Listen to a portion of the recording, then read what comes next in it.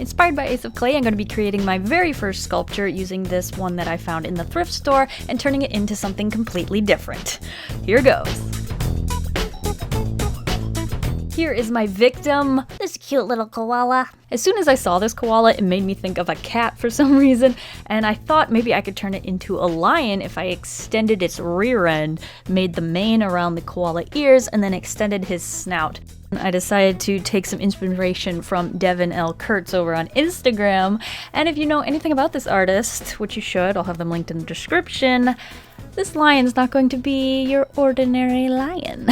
Now before I even get the clay out, I had to bulk out the sculpture since I'm going to be changing the shape of this koala into the shape of a lion.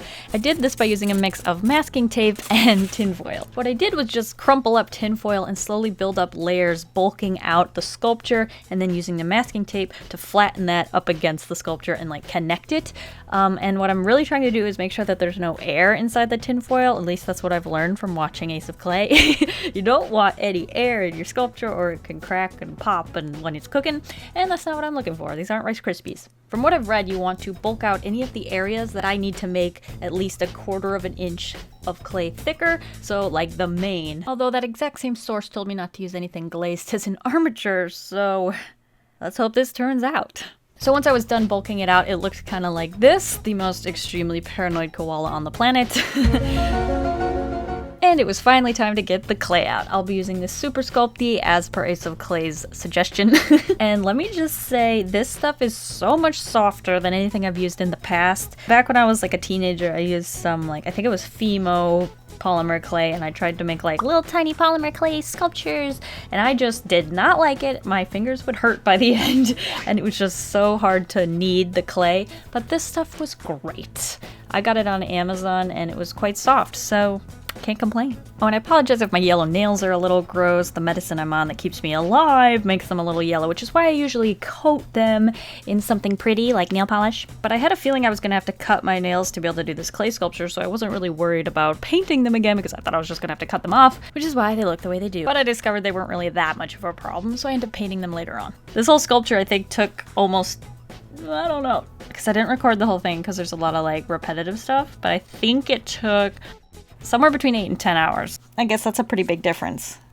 Let's go with 9. So before I can really sculpt it into what I want, I really need to just coat everything that needs to be coated with the clay. And I'm kind of fighting with myself through the whole process, trying to keep as much of the koala as possible and making sure I'm smoothing out the clay as I go. But then our little buddy looked like this, and I started to give him ears because I wanted to see if I could turn the koala ears into our lion ears and see how much of the koala ear I could hide with a mane. And this is much experimentation, just trying to figure out what'll look good. And I've never really sculpted anything before, so I'm taking in a lot of information about like what's working and what's not, and using that as I continue into other elements of the lion. Now here I'm elongated in the front legs because I realized the lion doesn't have little short legs like the koala did. And trying to figure out how I'm going to add detail to the feet. At first I just like drew into the foot lines, but then later I realized I think I'm gonna have to do these separate and then somehow attach them because the head was getting in the way. So I took a big lump of clay, etched in the 4 fingers of the paw. I don't really know the term for that. But a key was to keep it pretty round, and I also added bulk to like the tip of the paw, and giving it that general paw shape, like adding claws and fur. And then I had to attach it to the actual sculpture by squishing the crap out of it and then blending it out. And then for paw number 2, I saw on one of the reference pictures of the many pictures of lions that I was looking at, the lion had its paw flipped over. I assume he was grooming, and I thought it was just so cute, so I decided to give that a try. So for this paw, I'm actually drawing the bottom of the paw, which was a lot of fun, adding in the pads and still playing with that shape, because after making that first paw, I kind of felt like I had an idea of what they look like, and then I just translated that, flipped it over, and added the little pads, and it was so cute. Played around with that a little bit more, adding some more detail, and then I had to attach that to the entire sculpture as well. After the paws were firmly attached to its body, I decided to give our little koala a mane. I did this by adding multiple like triangle sections and then sculpting into it with this like metal tool to create like a fur texture. But I also wasn't looking for straight hair. I wanted it to be very curly, organic, and almost leafy. Like I wanted it to seem more like it was solid and like a physical shape instead of like flowy hair. So that's my goal for the mane, because I'm not doing just an ordinary lion, as I said earlier. When I had this much of the mane done, I decided to start working on the face because I wasn't entirely sure how I was going to hold on to this object without smushing in the mane, and like I'd put a lot of detail into that and I didn't want to ruin it, so I left some of it plain while I was working on the face. I started with a big chunk of clay and then like chiseled away at it, kind of the way I approach art. And I always say like it's kind of like a sculpture and you like chisel away at the art. So this time I was actually making a sculpture and chiseling away at like something physical. It was pretty cool. This was probably my favorite part. I enjoyed every step of the face, from like chiseling away big chunks to chiseling away little tiny bits and like adding extra bits and like rounding them off and then adding like a nose. And I just really liked this part of it. And while not everything I tried worked, it was still very, very enjoyable. And I have to say, this whole sculpture was just so much fun. Like, I haven't had this much fun in a long time, and I spent, like I said, like about 9 hours on this thing, and the entire time, at no point was I like thinking about a future project or anything, which sometimes happens when I work on like long-term art projects. It might be because this is my first time sculpting, so like I haven't gotten to the point where it feels a little redundant, but oh, I had so much fun. Oh, this reminds me of something I was thinking of when I was working on the face. Was I feel like I'm working on like competing styles with this sculpture, and again, that's probably because it's like my first time sculpting and I don't really know what my sculpting style is. But when I was working on the face, I was using big chunky features and I loved it. It gave me almost like a Ice Age vibe. You know how like Diego's face is shaped. It's not like, it doesn't look exactly like a lion. It's very stylized and I love that. I guess he's a tiger actually, never mind, but still. The way his face is built, it's very stylized and they exaggerate certain features, and I was having a lot of fun doing that with my lion. And it just makes me wonder, like, the more I sculpt things, if I'll develop a certain style, and it's so fun to think about, and I just wonder if I keep up with this, what will happen? And I definitely want to try sculpting again in the future. I need to practice all the steps, including the painting, which we'll get to. Now, I can't have just a two-legged lion. I need to find at least one more leg. The way I have him sitting, he's sitting on top of one of the legs. So he's going to be a 3 visible leg lion. So here I am working on that third leg, making sure it's the same size as his other 2 feet. He's kind of sitting on top of it, and this leg's going to be very squished underneath him. I just sort of repeat the steps I did with the other leg, and then I end up actually like cutting it in half and then sticking it underneath the sculpture. So half the work gets thrown away, but I think it turned out really, really good. And I've got a newfound love for sculpting cat feet, so paws, I guess is the word. But yeah, I enjoyed it. The knee of that leg, I first just sort of like drew it into the clay with the tool to try and get the shape of it out, and then I made that shape in clay and just plastered it onto the side of the lion, and it actually worked really well for, I mean, I think it looks like a leg, so yeah, I can't complain there. Then I went back to working on the mane, and I just finished up the entire head, so we have a koala with beautiful locks. And I kept jumping between like the mane and other elements, like adding legs and a tail. And then after that, I had everything basically done, and it was time to take a turn for the mystical. So here I am using a marker to flatten out the clay because I don't have the right tools, and I'm using these very flat sections to create roses. Now, from what I've seen and the research that I've done, they say you should use the color of clay that you want for the rose because it's very hard to paint them.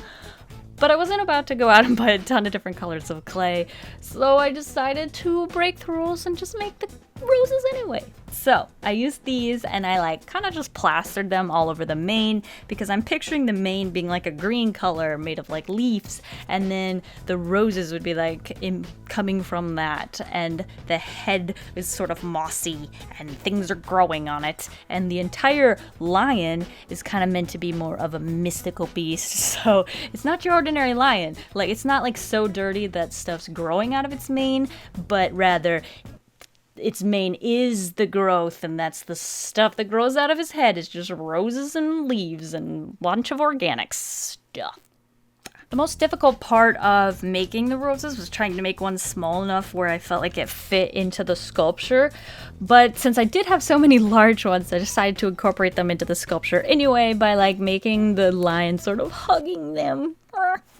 I kind of just wanted to use it because I had it and I thought they looked cool, so I just basically plastered the roses everywhere. Since this idea was working so well, I also decided to take parts of the mane and make them look even more leafy by changing the shape of them and having them stick out and like come forth from the mane and, you know, look like leaves.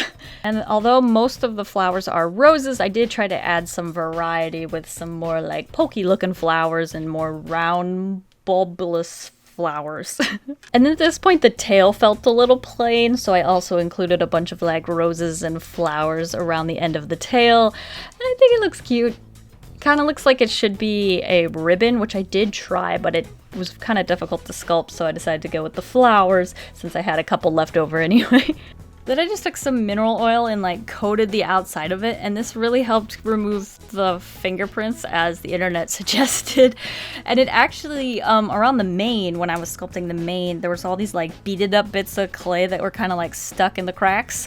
And when I went over it with the mineral oil, those things just like dissolved, which was fantastic. This looked 10 times better after giving it a little bath. Which brings me to my biggest noobish mistake, is that I did not cook this thing long enough, so it came out very crumbly and a lot of the details just like popped off. And I was very, very disappointed about that, a little upset. And I realized I could either bury this thing and have a funeral, or I could paint it anyway, put it on a mantle, and never touch it again. And I decided on the latter. So I picked out my paints. I picked these pretty blue and greens and one pink. I did test out the colors first on a piece of paper to see if these were the colors I wanted to use for a lion, and I just sort of like created a color key testing them out, and I really, really liked it, so I moved on to coloring the actual sculpture. I decided to change things up from the color key and make the mane the darkest section of the lion. So I started with the very darkest color, coated over the mane, and had it like get lighter as it reached the face of the lion. I wanted it to be a gradient, and I think it turned out really good. Like, I originally pictured the mane being green, like I said, with leaves and things, but even though I went in a more fantastic direction, I think it's cool. Like, it wasn't my main idea, but I like it. And then for the face, I went with the lightest color that I had and colored that in, especially for the front of the face, which on actual lines is usually lighter than the rest of the face. So that's the lightest color, and then it gets a little darker. And I had a lot of fun painting the face of the lion. I think I put the most time into that. And the mane, like right now, actually, I really like the way that looks right now. But I started trying some different techniques, like trying to coat just the outside edge and sometimes just trying to color in the cracks and, you know, playing around with it because it is my first time painting a sculpture like this. So I really want to try and gain some experience and see what does what. And when I use more ink on the brush, does it coat the cracks? Or when I use, like, have more water on the brush, does it, like, flow over some of the sections? Like, what happens? So I definitely use this as a learning experience, and yeah, it was a lot of fun. Now at this point, the roses were looking a little gross, so don't worry about those, we come back to them. But for now, I'm coloring the body with the lightest blue color, making it match the face, and then I'm also adding shading to that. So even though this is a 3D object, I'm taking time to like add darker colors like between the paws and also like coloring in the pads on his paw. After coating the whole body in the light blue, I came back around to the front, which is where I was focusing most of my attention and my attempts to make it look good and really working on that face. And then the roses were really where it was, I feel like, lacking. So I really spent a lot of time trying to make the roses look good, even though I thought I was done. But I went back in and started adding some more detail to those, really trying to make the texture of the sculpture pop. So using darker colors further into the rose and lighter colors further outside of the rose to really exaggerate the shape of the flowers.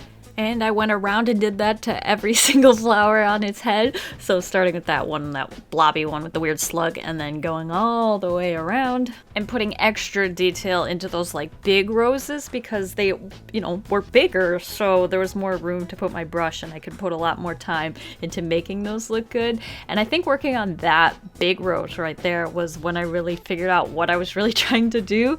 So I was taking like the farther points, painting them darker, and the points that protruded further were painted lighter, and this just accentuated the sculpture aspects of the sculpture. Yeah, that sounded clever. Good on me. But regardless of my inability to form sentences, I was just about done. I just added some details here and there, just some finalized painty bits, and yeah. And then after he was fully dried, this is what he looked like. I honestly, I'm very happy with the way it turned out. Like, I see a lot of mistakes and I'd really like to try again in the future, but like, for a first attempt, I cannot complain. I'm tooting my own horn, but I just had so much fun, and I have this like trophy for what I've done. Like, it makes me very happy, because when I draw something on paper, I don't know, some reason it doesn't feel like it means a whole lot. It's just, you know, it's something in a sketchbook over there, some art I made. But with this, it's like a physical thing, and like it's 3D, and it's something you could chuck and it would break. That just means something to me, and I'm very happy with the way it turned out. I had so much fun. So I do want to thank Ace of Clay for inspiring me. For some reason, you showed up in my recommendation, and I was hooked. I watched them all, including your like Q&A videos, which were very, very helpful. So thank you for those. Anyway, this is my sculpture. I'm just happy with it. So yeah, thank you guys for watching. I hope you all have a delicious evening full of waffles. I'll see you guys all next week. Bye!